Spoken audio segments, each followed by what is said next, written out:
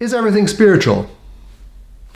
Rob Bell has argued actually that everything is spiritual, probably in a different context than the one that we're thinking about here as educators. But is everything spiritual?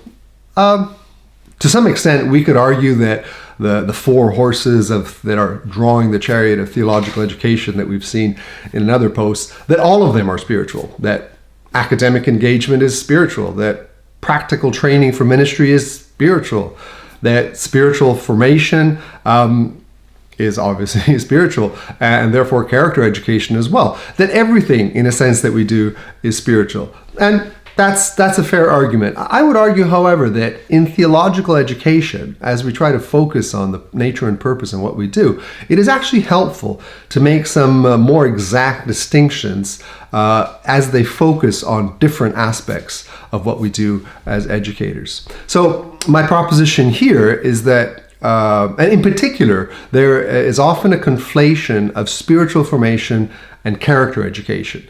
They're often seen as synonyms, as the same thing. Oh yeah, character, yeah, that's spiritual formation.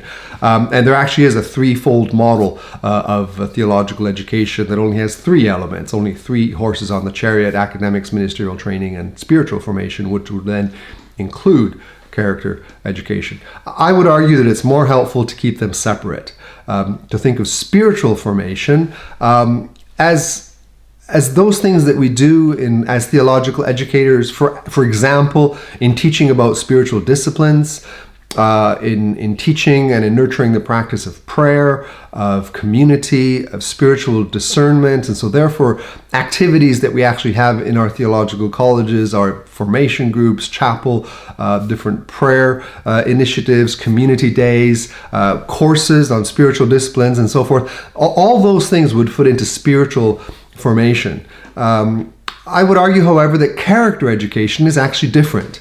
It's helpful to think as a separate entity of character education from spiritual formation.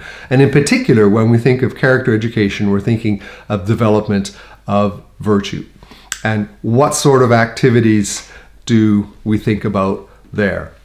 There, perhaps, our ideas are not quite as clear as they are in spiritual formation, ministry training, or academic engagement.